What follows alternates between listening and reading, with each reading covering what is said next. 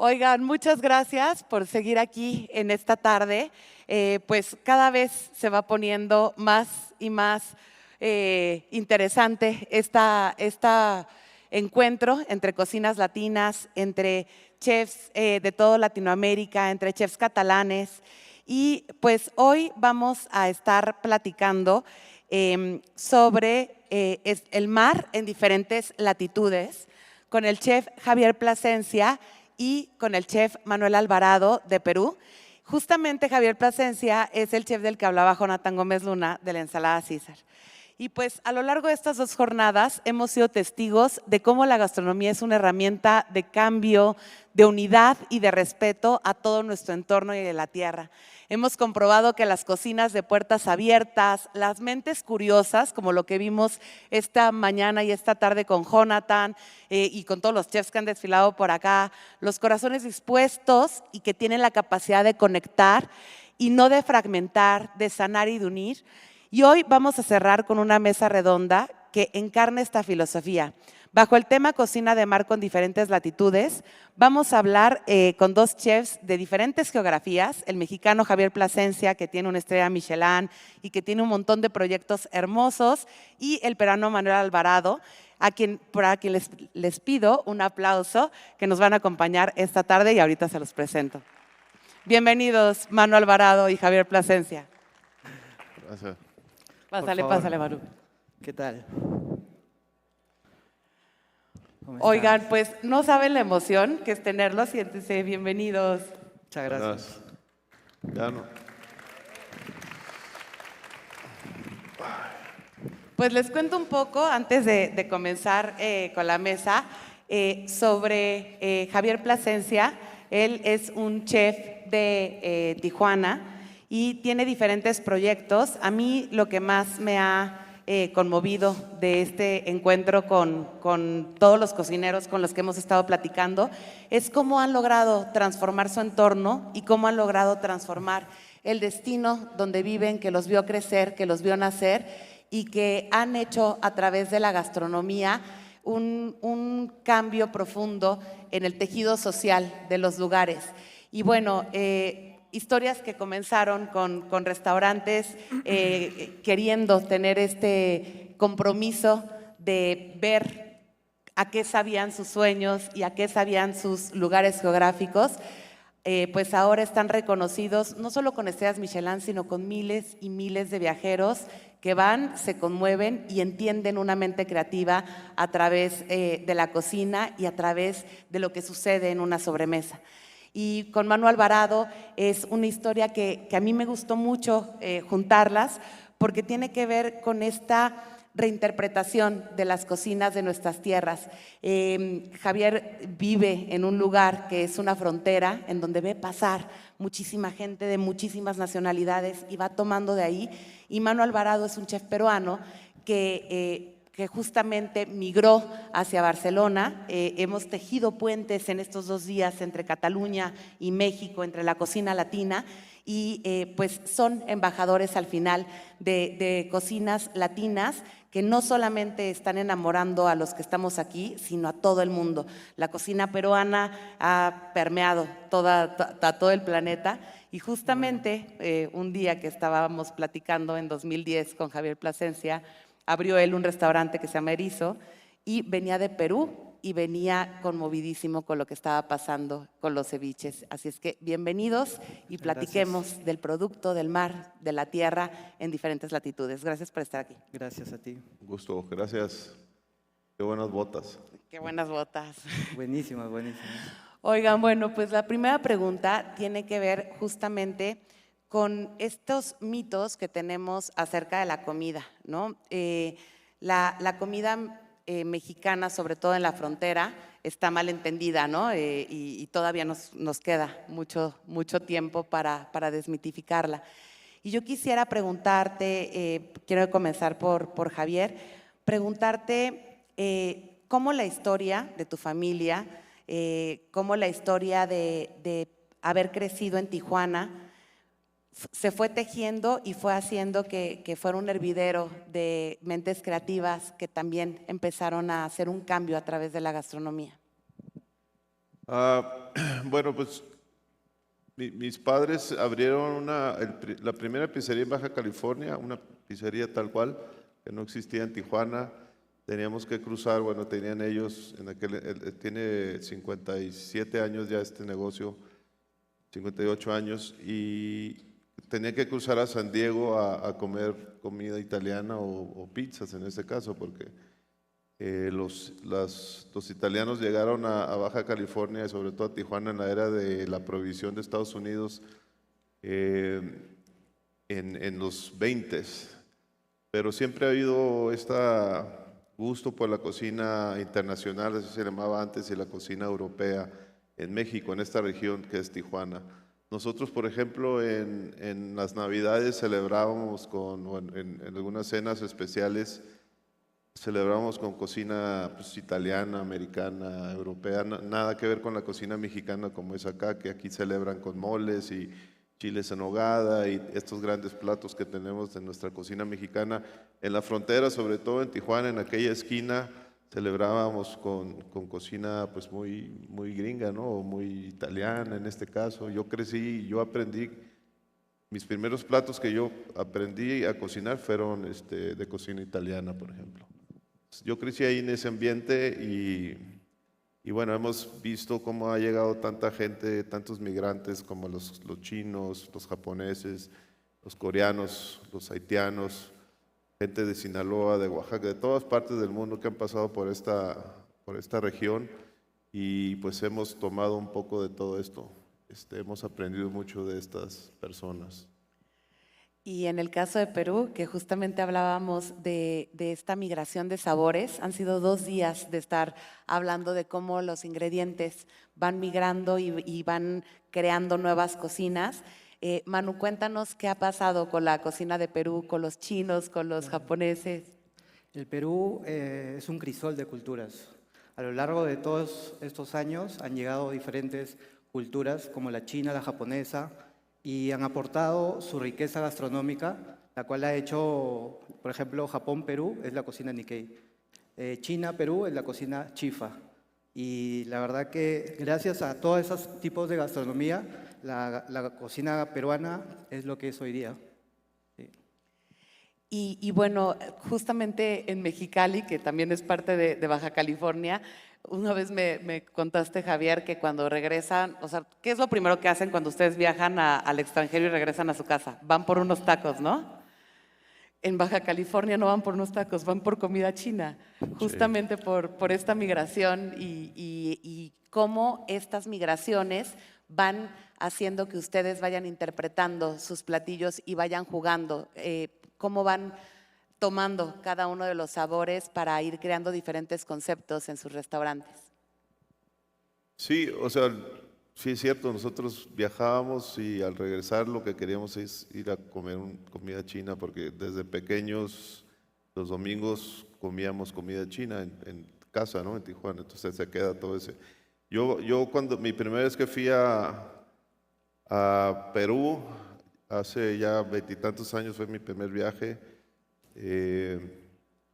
y cuando visité esos mercados y las cevicherías y estuve ahí en los restaurantes de Gastón Acurio, me acuerdo, la verdad que llegué así, la cabeza, yo quería tener un restaurante peruano porque los ceviches se me hicieron increíbles, el producto, cómo manejaban el pescado y todo. Y llegué a Tijuana en aquel entonces y luego me puse a buscar un localito y yo quería tener una cevichería auténtica peruana. Empecé a cruzar a San Diego a buscar ingredientes peruanos y los encontramos y así fue como fuimos, como nació Erizo, que hoy en día Erizo ya es una cevichería pues muy típica de ahí de la zona con todos estos mariscos que tenemos y pescados, pero con lo que dices pues las ideas y la inspiración nació de un viaje al Perú, ¿no? Que me imagino que muchos cocineros y chefs se inspiran obviamente en sus viajes y sus aventuras y lo que prueban y todo esto. Totalmente. Y platicábamos con Manuel Alvarado que él hace 10 años se migró hacia A Barcelona. Barcelona, hacia Cataluña. Sí. Y él tiene un restaurante que se llama Ceviche Cevichería 103. Sí. Y él me contaba tras bambalinas que él ha visto muchas referencias de la cocina mexicana y la cocina peruana que no somos tan diferentes. Cuéntanos en qué ves Bueno, nuestras... yo la verdad que estoy muy sorprendido porque, claro, compartimos muchas similitudes en ingredientes, ¿no? No solamente en lo que es cocina del mar, sino también en guisos, el mucho uso de los ajíes. O sea, en Perú nosotros utilizamos mucho el ají amarillo y el ají panca. O sea, son dos ingredientes básicos para toda la cocina peruana. O sea, sin esa pasta de ají amarillo, pasta de ají panca, no podríamos realizar cocina peruana. O sea, la mayoría de platos llevan esos ajíes, ¿no? Por ejemplo, también tenemos similitudes con el mole poblano. Nosotros tenemos un plato que se llama la carapulcra. Compartimos los ingredientes como la canela, el chocolate amargo y entre otros, ¿no? El maní, como nosotros le conocemos al cacahuete, igual, eso. Y además, este tipo de migraciones que me gusta mucho pensar en ti como embajador de la cocina peruana y en lo difícil que tiene que ser ganarle al ceviche. O sea, pasa un poco con México, con la cocina Tex-Mex que está mal entendida, que la gente piensa que a eso se resume. El ceviche es un poema, a todo el mundo le encanta el ceviche y siempre está bien ejecutado, pero ¿cuál es el reto de hablar de la cocina peruana a mayor profundidad en el extranjero? Porque los peruanos saben, saben Claro. qué cocina tienen y la disfrutan. El ceviche es como el caballito de batalla de la cocina peruana, ¿no? Todo el mundo lo conoce. O sea, ya hace 20 años nosotros venimos dándole a pie de cañón en las ferias, en los congresos gastronómicos más importantes del mundo con el ceviche. Pero la cocina peruana es extensa, o sea, no solamente ceviche. O sea, como te comentaba, la cocina peruana es chifa, la cocina peruana es cocina Nikkei, son otros tipos de ingredientes, pero sí que el ceviche es nuestro caballito de batalla, ¿no? De hecho, y creo que a todos, a los compañeros que los he visto, a mí siempre me preguntan, ¿cuál es tu comida preferida de la cocina peruana? Y todos esperan que yo les diga el ceviche. Pero, por ejemplo, mi comida preferida de la cocina peruana es la chifa, la fusión china-cantonesa peruana. Entonces, la cocina peruana es extensa, la verdad. Totalmente. Y bueno, a mí me gustaría también hablar de estos esfuerzos que se hacen no solamente por amar la cocina y cocinar rico y tener como esta creatividad, sino aprender también de la parte empresarial, de la parte en la que vas manejando un concepto, asentando un concepto y eso que tú disfrutas, volverlo un negocio. Cuéntanos un poco, Javi, cómo fue que empezaste a llevar, pues yo me acuerdo que era un food truck, Finca Altozano era un food truck justamente en Vendimias y bueno, acabó siendo Animalón con una estrella Michelin, pero pues esta claridad de tener la esencia de que querías hacer una mesa de campo en Valle de Guadalupe y cómo se va armando una estructura que se convierte en un negocio exitoso y reconocido con estrellas Michelin. Pues es algo que yo en mi caso personal, de los restaurantes que yo tengo, como a mí me gustan y mi estilo y cómo quiero que mis comensales, mis clientes lo vivan, pues nunca están pensados o dibujados en una maqueta o en un papel, ¿no? Se han dado así muy orgánicamente con los mejores productos que tenemos ahí en la región, que son muchísimos, del Mar de Cortés y el Mar del Pacífico, todos estos grandes productores y obviamente en Valle de Guadalupe tenemos los vinos, pero llegamos ahí por el tema del vino, ¿no? Nos establecimos ahí por eso, para hacer las fiestas de vendimia y cocinarles a todas estas personas. Y se fue dando muy orgánicamente, donde teníamos ahí un food truck chiquito, empezamos a hacer asados de borrego, luego empezamos a incluir algunas otras cosas, hicimos una huertita y luego pues el restaurante fue creciendo y eran tantos los visitantes que llegaban que teníamos que agregarle mesas y asadores y cajas chinas y bueno, lo que hoy en día es un restaurante, hablando de Finca Altozano, donde pues todo el mundo tiene que pasar por allí en Valle de Guadalupe, es es donde van a comer los enólogos, gente que trabaja la vid, los hoteleros, obviamente los visitantes, turistas, familias, niños. Ya tenemos animalitos y tenemos una huerta ya bastante grande, pero se dio así muy naturalmente, con mucho cariño, mucho amor y siempre con el respeto al producto, a la temporada y a lo que significa para nosotros estar en Valle de Guadalupe, ¿no? Y ahora después de eso pues ya vino Animalón también y lo demás que ya sabes. Y con esa sensación de compartir, ¿no? De compartir eso que nos hace felices en lo privado, en lo familiar, compartirlo hacia todos los comensales. A mí me interesa mucho, Manu, entender cómo es estar siendo un embajador de la cocina peruana en Barcelona y cómo lo recibe la gente de Barcelona. Hay gente, o sea, Barcelona es un lugar muy turístico, como le pasa a Javier en Valle de Guadalupe, que hay gente de todas las nacionalidades probando la comida. ¿Cómo reciben la comida peruana más allá del gran marketing que le ha hecho Gastón, que de verdad es un genio del marketing? La pregunta es buena. Al comienzo, o sea, te estoy hablando hace 10 años, los comensales todavía llegaban dudosos por la cocina peruana, ¿no? Algunos preguntaban, ¿se come crudo? ¿Es picante?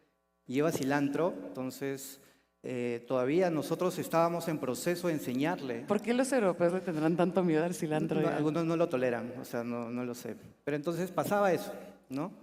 Hoy en día, 2025, la mayoría llega al local y ya sabe lo que va a pedir. O sea, ya saben la mezcla, un ceviche, un lomo saltado, un ají de gallina. O sea, ya saben lo que es platos muy conocidos de la cocina peruana. Entonces, es un trabajo que no solamente viene de Gastón, sino también del gobierno peruano. O sea, el gobierno ha apostado muchísimo por la gastronomía peruana, por eso que ahora está como en ese nivel, ¿no? Y es riquísima y lo hacen muy bien. O sea, es que lo que decíamos ahora en las ponencias pasadas, que no podemos amar lo que no conocemos.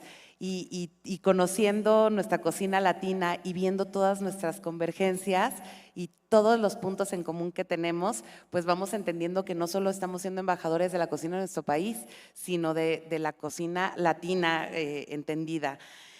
Hoy queremos hablar justamente de la cocina del mar con diferentes latitudes. Me fui por las ramas porque sí soy, pero justamente les quiero preguntar cómo es esta relación con el producto. ¿Cómo van haciendo en un platillo que nos une, que es los ceviches? Nosotros también tenemos un montón de ceviches y tenemos una honra pues, al producto de mar. ¿Cómo ven las similitudes que tenemos entre los ceviches peruanos, los ceviches mexicanos, el uso de producto? ¿Cómo es la relación de cada uno de ustedes con los productos de mar? En nuestro caso, estamos muy influenciados por la cocina sinaloense. Yo creo que a todo mundo, como buen mexicano, nos encanta el aguachile y que ahora todos los restaurantes, creo que todo el mundo tiene aguachiles de todo tipo, ¿no? Falta hasta el de papaya por ahí, que vi la otra vez. Pero la cocina sinaloense, cuando llegó a Baja California, pegó sus carretas. Ahí tenemos muchísimas marisquerías estilo sinaloense. Entonces tenemos este gusto por lo ácido, con el chile, con la cebolla. Entonces, si tú visitas las carretas que hay en Ensenada, estas grandes famosas carretas, el uso siempre va a estar muy presente el ácido, ¿no? En este caso el limón mexicano, el limón verde,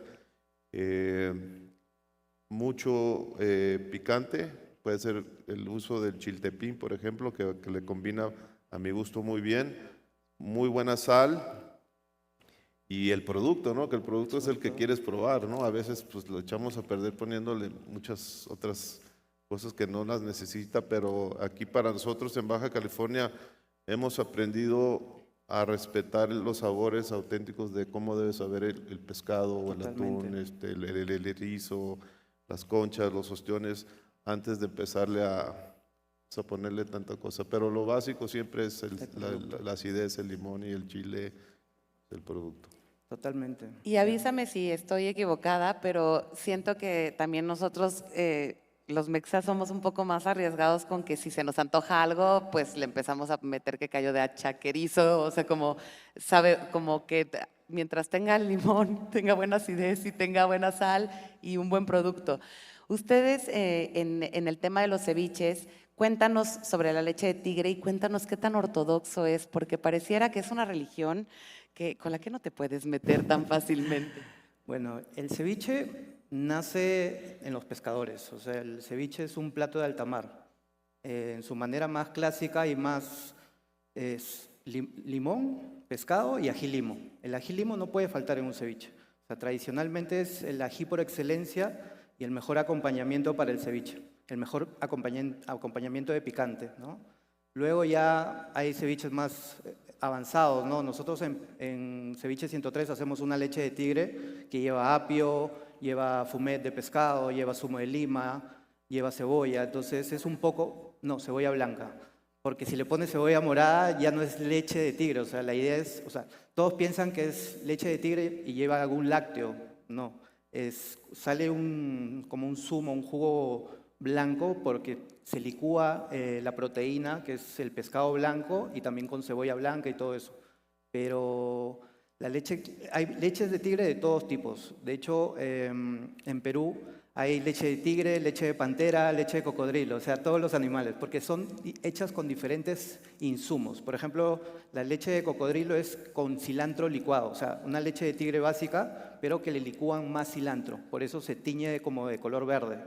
Luego, la leche de pantera la obtenemos con una leche de tigre base, pero usamos un tipo de concha que es la concha negra, que nace en los manglares, en la frontera de Tumbes con Ecuador, que es el punto más norte de Perú, ¿no?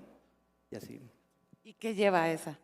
La leche de pantera. Esta concha negra que le da el color negro como si Pero fuera además una pantera. leche de tigre, o sea, una leche de tigre con la concha. O sea, se le suma. Se le licúa la concha negra y por eso la leche de tigre básica, la blanca, cambia de color a negro. Sí. Pero yo nomás tengo una, ¿por qué leche de tigre? ¿De dónde salió eso? Muy buena pregunta. Y esa me la hacen siempre.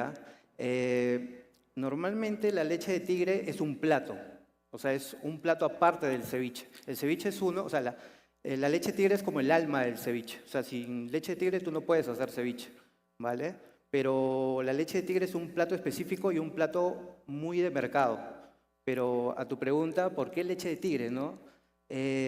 La leche de tigre normalmente, cuando nosotros nos vamos a una fiesta, al día siguiente vamos al mercado a curar la resaca con la leche de tigre. Entonces, se dice que te pone tigre, te da fuerza. Entonces, es el mejor O si la pantera te pone aún más fregón, ¿no?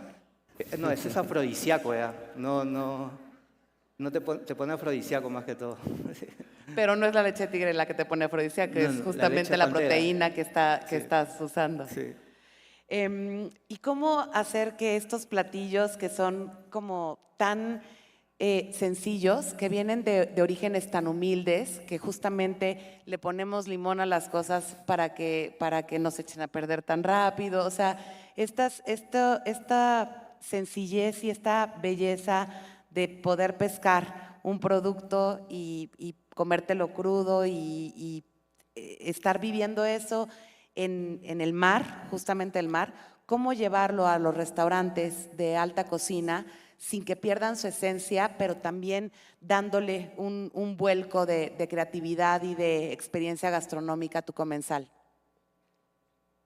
Bueno, pues ahorita ya hay tantas técnicas que hemos también aprendido de los europeos o los japoneses. En este caso nosotros, por ejemplo, ya añejamos pescados, ¿no? Les damos cierta maduración de ciertos días para que tengan un mejor sabor, porque siempre estamos buscando el sabor y textura, ¿no? Y de ahí pues son ya, si añejamos o si los mezclamos con no sé, salsas, algunas otras conservas que hacemos o estos fermentos hoy en día que También estamos usando sardinas para hacer fermentos y misos y kojis y todas estas, pero son cosas que aprendemos pues, de otras cocinas, ¿no? En México se cocina, pues la cocina muy así, muy el del día, ¿no? El pescado del día lo haces cevichito y rico, delicioso. Pero en un restaurante como por ejemplo Animalón, pues ya tienen un proceso y el corte que tiene que ser perfecto. Para eso pues tienes que tener una técnica y un buen cocinero que te sepa cortar un muy buen pescado, el manejo del cuchillo, qué cuchillos estás utilizando. Entonces sí, es un trabajo de mucho estudio y aprendizaje, ¿no? Bueno, en mi caso, nosotros en Ceviche 103, que es el restaurante como más gourmet, curamos los pescados para resaltar los sabores, hacemos otros tipos de leche de tigre. La mayoría de público que tenemos ahí es catalán, o sea, el 90% es catalán. Y, por ejemplo, tenemos una leche de tigre de rocoto con pimiento del piquillo, tenemos un ceviche de manglar en el cual tiene mejillones al ajillo, o sea, vamos jugando, ¿no? Con técnicas, platos catalanes, españoles, incorporados al ceviche, ¿no? Pero siempre es buscar un equilibrio, ¿no? No porque hoy día me levanté y quiero hacer esta fusión, no, siempre se prueba. Por ejemplo, también a veces hacemos una leche de tigre de maracuyá, es bajar el ácido de la lima, ir jugando, ¿no? Al catalán no le gusta mucho el picante, entonces nuestros ceviches siempre salen bajo de picante, ¿no? Eso, ahumamos pescado también para hacer tiraditos al ají amarillo y todo eso. ¿Qué tipo de proteína usan y qué tan diferente es la proteína que solías usar en Perú con toda pues, los frutos del mar y los pescados de Perú? ¿Qué tan diferente es de lo que encuentras en Cataluña? No, en Cataluña hay producto increíble, o sea, nada que envidiar al Pacífico, o sea, corvinas, gallo San Pedro, muchísimos tipos de pescado, mariscos. O sea, el ceviche no solamente es pescado, es también mariscos, es vegetariano también. De hecho, tenemos un ceviche vegetariano que lo hacemos con espárragos cojonudos y queda buenísimo. Sí. Ahorita me regreso contigo, nada más quiero hacerte una pregunta sobre como los maestros cevicheros del Perú, estos pues maestros que justamente están cerca de los mercados, de donde está el mar. Pienso en el maestro Wong, en el garage de su casa, que abría las puertas de su casa con 3 pues, mesas de plástico y que veías a un verdadero samurái tratar al producto. ¿Qué es lo que tú te llevas de tu tierra? ¿De dónde te inspiras y qué es lo que estás ofreciendo a Cataluña en cuanto a enseñarles a los demás cocineros lo que traes de tu tierra? De hecho, nosotros nos une una historia con Cataluña, o sea, a raíz del virreinato llegan muchos productos que van formando también la cocina peruana. Hablas de Javier Wong, ¿no? Él, por ejemplo, solamente hace ceviche de lenguado. O sea, y lenguado es un pescado que no está al alcance de todos, o sea, es un pescado caro. Siempre me preguntan, Manu, ¿cuál es el mejor pescado para hacer ceviche? Yo les digo, no hay mejor pescado, o sea, siempre que sea fresco, que sea de preferencia salvaje, porque ahora hay piscifactorías que hacen el pescado, entonces no llega a ser tan natural, por así decirlo, ¿no? ¿Qué me traigo de Perú? Me traigo mis insumos, mis técnicas, porque hay muchos insumos que los que traemos frescos de Perú, porque si no, no podríamos hacer cocina peruana. Pero de hecho también me voy adaptando al mercado local, porque, por ejemplo, no llegan limas de Perú, pero usamos las mexicanas, usamos las brasileras según temporada, y bueno, eso. Javier, en cuanto al respeto al producto, también he tenido como el chance de ver cómo trabajas con tus productores. Una vez fuimos a Sargazo juntos, en donde tenías una comunicación directa con los productores y una trazabilidad del producto, y eres un activista de Pesca con Futuro, de Come Pesca. ¿Cómo estar en la industria gastronómica con conciencia, con coherencia y con responsabilidad social y ecológica? Pues creo que como cocineros o chefs, empresarios, nuestro deber es respetar y concientizar a la gente, sobre todo las vedas, ¿no? El respeto de las vedas. He visto, me han llegado a la puerta de mis restaurantes personas que te quieren vender unas langostitas así de este tamaño que obviamente no las puedes sacar ni pescar, entonces, el ayudar a que la gente consuma por temporada y consuma lo que hay local, a mí, por ejemplo, uno de los pleitos que tú sabes que yo tuve con mi padre, que es mi gran jefe, era porque en uno de los restaurantes donde yo trabajaba con él, el platillo más vendido era el salmón, un salmón que venía de Chile o de no sé de dónde, que pues era un salmón. Estamos en Baja California y para mí era ilógico y no lo podía hacer entender pues que no. Me decía, es que este es el platillo que más se vende, la gente le ama el salmón y no lo vamos a quitar. Entonces yo dije, no, pues yo me quito el mandil y yo no voy a estar aquí porque yo no, tenemos tantos pescados aquí, se me hacía, entonces, ya me fui por otro lado, ¿no? No, del uso del producto local bueno, y de la sí, comunión con los productores. el- Pero que también, perdón, te voy a interrumpir, porque también hay que entender que este ha sido un trabajo de necedad absoluta. O sea, pararse y decir, esto es lo que yo quiero en mi cocina y ponerle al tú por tú al gran maestro que es el Don Tano, que es un gran empresario que sabe lo que se vende y lo que no. Y es un salto generacional Sí. y ha sido una lucha que empezó hace mucho y que poco a poco, pero estabas contando justamente de consumir local Sí, y sí. tener este enlace con los Es que en productores. esa época es cuando yo conocí a Pablo Ferrer del Sargazo y empezamos pues, como que él empezó a traerme todos estos productos que él estaba conociendo y vendiendo. Después llegaron otros, pero el trabajo, la relación que tenemos con el productor en Baja California es muy cercana, ¿no? Para nosotros son parte como familia, ¿no? Entonces ellos nos llaman, por ejemplo, un lunes, oye, viene el barco, trae pez espada, trae opa, trae lenguados, ¿qué vas a querer? Entonces, es esa conexión que tienes o esa relación es muy buena, ¿no? Porque parte no nomás es cocinar bien y cocinar rico, también ser un buen jefe de cocina, un buen chef es tener estos contactos para tener el mejor producto en tu restaurante. Entonces, eso lo tenemos muy de cerca nosotros y trabajamos desde con el panguero que está en Todos Santos, que nos trae un pescado increíble y ya sabe cómo lo queremos y le llevamos hieleras para que lo tenga en hielo y no lo tenga en el sol, ahí en la panga todo el día. Es un trabajo que estamos haciendo con Pesca con Futuro muy de cerca para que también los pescadores pues, estén actualizados y tengan mejores prácticas. Sí, y es un trabajo artesanal de mucha responsabilidad.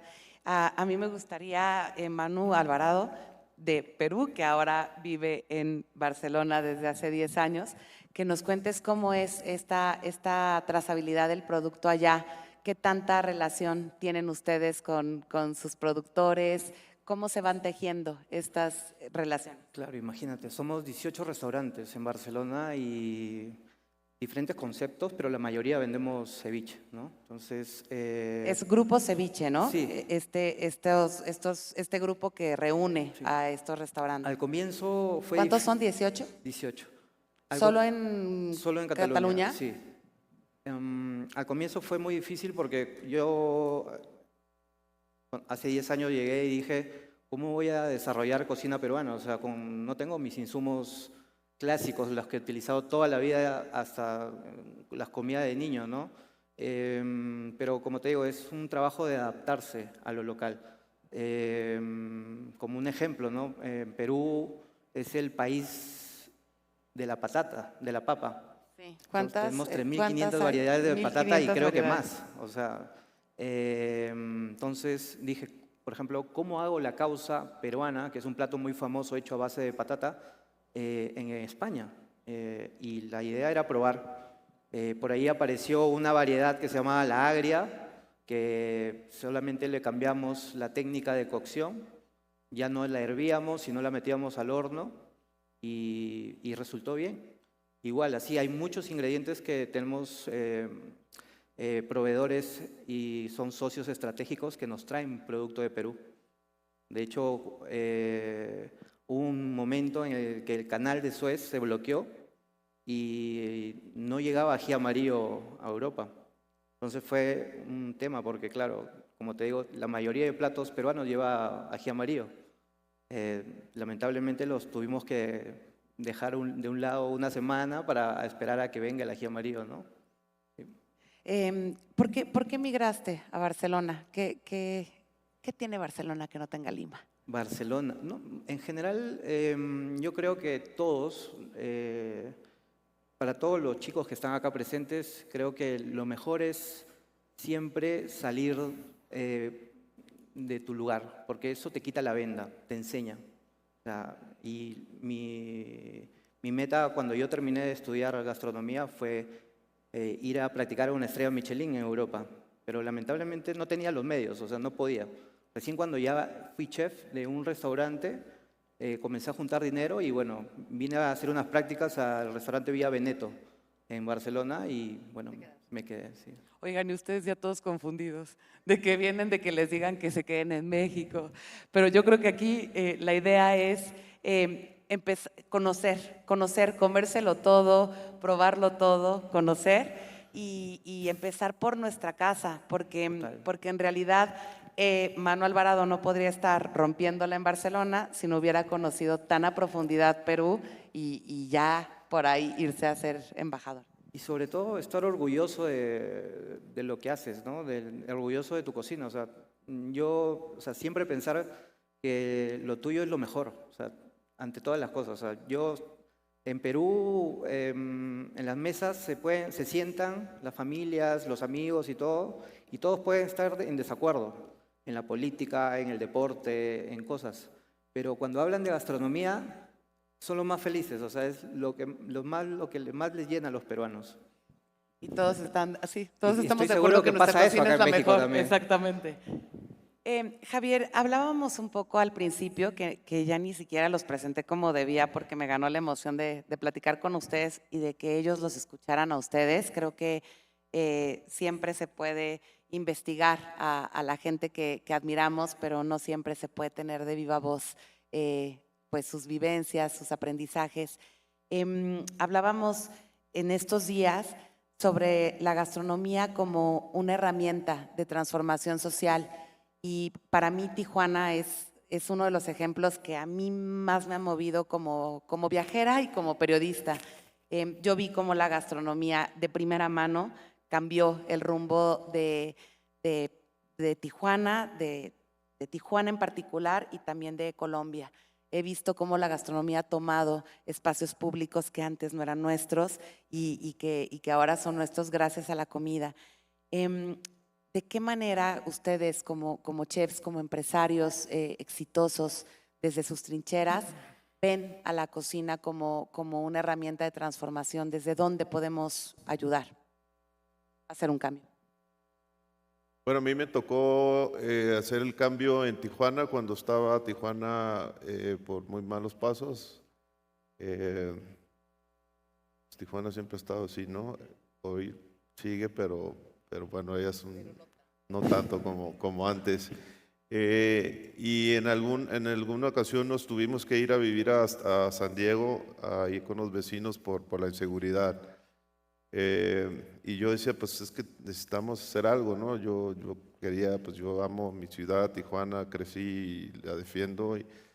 Y regresamos a abrir un restaurante que yo quería que causara mucho impacto y con eso, según yo, íbamos como a pelear a todo lo malo, la mala imagen que tenía Tijuana. Y abrimos Misión 19 hace, no sé, 12 años por ahí, con un servicio, pues un fine dining que no había en ese entonces en Tijuana y con una cocina muy moderna y con eso hicimos mucho ruido y trajimos a muchos chefs de fuera. Nos dio hicimos un programa con Anthony Bourdain que millones de gente lo vieron y él dijo, aquí se come muy bien y Baja habló muy bien. Y eso como que empezó a hacer cambios y empezó a atraer mucha gente y los mismos turistas, los vecinos los americanos que dependemos mucho de ellos en la frontera porque vienen y consumen y empezaron a regresar. Y así es, y luego pues ya empezamos a ver a más jóvenes abriendo carretas y food trucks y fonditas, taquerías y todos estos migrantes que llegaban y les iba muy bien. Yo creo que vendiendo tostadas y tacos, Tijuana es muy noble y yo pienso que la gastronomía en general es muy noble y se pueden llegar a hacer cosas muy, muy importantes como fue en esa ocasión Tijuana. Con sus platos y su gente y su gastronomía. Caso. Nosotros ahora en Perú no se viven tan buenos momentos, ¿no? En lo político, en la seguridad y todo, ¿no? Hay muchos chicos que terminan la escuela y la verdad están buscando venir a trabajar a alguna parte de Europa o irse a otro país. Nosotros hacemos cocina peruana. Cuando contratamos cocineros de otras nacionalidades es más difícil trasladarles las recetas y que aprendan. O sea, trabajamos muy de la mano con escuelas en Perú, con los cuales hacemos convenios para que vengan y practiquen o también que trabajen con nosotros, ¿no? Y los chicos o sea, imagínate salir de la escuela y tener la oportunidad de venir a trabajar a España, con la situación que se vive actual en Perú, la verdad que los chicos muy contentos y eso es una manera de transformación también. Sí, y lo que hablábamos ayer en la mañana con Carles Gaich, con Tatiana Mora, con Alex Ruiz, de hacer de las cocinas estos espacios seguros para, pues no solamente que estés ganando tu lana de ahí y que estés empezando a edificar tu futuro, sino que también puedas encontrar espacios para ser creativo, para encontrar lo que amas hacer y también para entender que las cadenas de producción pues van desde la tierra, desde el agricultor hasta el que está en el marketing, ¿no? El que está haciendo que tu producto sea conocido. Oigan, nos queda bien poquito tiempo. No sé si ustedes tengan alguna pregunta. Yo tengo algunas preguntas que nos han llegado por el código QR. ¿Te pueden pasar, por favor, el micrófono? Son 3 preguntas nomás, ¿eh? A ver, grita.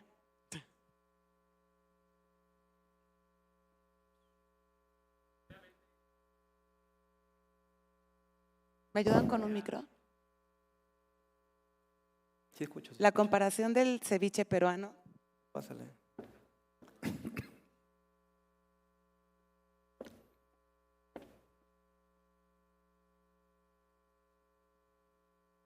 Bueno, hola, mucho gusto.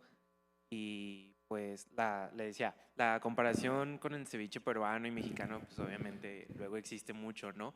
Pero ¿usted qué opina del ceviche que se hace aquí en México? Yo respeto, el ceviche lo compartimos todas las costas de Sudamérica y de América. Todas las recetas son bien marcadas. Me gusta, podría decir lo que me gusta, pero respeto todas las cocinas de todos. A tu pregunta es eso, ¿no? Las respeto todas. Cada uno tiene algo de bueno, ¿no? Igual que la peruana, igual que la mexicana. En Ecuador también se hace ceviche, en Colombia también se hace ceviche. Pero es que no ha ido a Baja California. Ah, ya iré, ya iré. ¿Alguien más? Dime. Bueno, sería una pregunta para los dos y es justamente ¿cuál consideran que fue la razón o el momento en el que justamente su carrera se impulsó? Vaya, como por ejemplo en el caso de usted, chef, ¿fue el momento de ir a Barcelona o cuál fue el momento en el que su carrera como se impulsó y fue ahora sí que hasta el cielo, por decirlo así?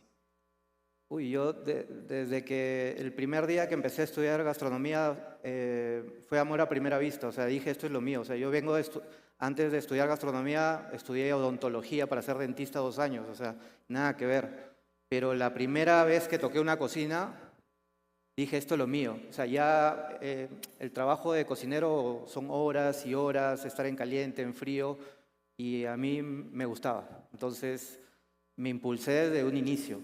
Desde un inicio. Por supuesto, la familia también, o sea, en casa también mi madre me impulsó a cocinar bastante, sí. ¿Y en tu caso, Javier? En mi caso, yo ya tengo como 36 años como cocinero y yo inicié cocinando cocina mediterránea, o sea, los restaurantes de mi familia italianos. Y cuando ya como que la prensa empezó a fijarse en mí y yo quise hacer ya mi propia cocina, es cuando empecé a hacer la cocina de mi región, la cocina de Baja California, cuando empecé a usar mis productos y irme a meterme a las granjas y a los huertos y a los pescadores y decir yo ya no voy a cocinar mediterráneo, italiano, yo quiero cocinar mexicano de mi región. Y empecé a viajar, a estudiar, a hacer muchas preguntas, a probar mucho y después a viajar por México. Yo también siempre les digo a los jóvenes de escuela que sí es bonito, como dice el chef, salir de México e irse a aprender otras cocinas, pero pienso que antes de hacer eso tienes que conocer tu México, ¿no? Sobre todo tu región, de dónde vienes, qué hay, por qué es que come así, qué existe. Hacer unos viajes por México, conocer sus cocinas y luego pues ya salir al mundo, ¿no? Para mí fue así, de esa manera. Sí, entender tu identidad para poder crear y ya meterle pues todas las influencias y las inspiraciones que vas teniendo. La última preguntita. Hola, buenas tardes. Aquí. Ah, ya te vi. Hace poquito en mi universidad empecé a trabajar como esta idea de preparar un ceviche, pero con ingredientes de mi región. Yo soy de un lugar que se llama Chignahuapan. Y pues hicimos, por ejemplo, un ceviche verde que llevaba quelites, nopales, un ceviche más dulce que llevaba una tuna, miel de agave, jugo de quiote, y un ceviche que llamamos borracho que llevaba mezcal y pulque. Mi pregunta aquí es, ¿alguna recomendación para esta idea o se puede tomar como tal vez un insulto al ceviche tradicional? ¿O se vale jugar con esta fusión de ingredientes? Gracias. Como te dije, y lo hablé hace un momento, ¿no? La base del ceviche peruano es el zumo de lima, es el pescado, los retazos blancos y algunos otros ingredientes, ¿no? Debería siempre buscar un contrapunto, ¿no? Un ácido, el ingrediente que me estás diciendo que le has agregado mezcal. Por ejemplo, en Perú, a la leche de tigre le agregan cerveza negra y se toma en vaso tipo chop, vaso grande de cerveza.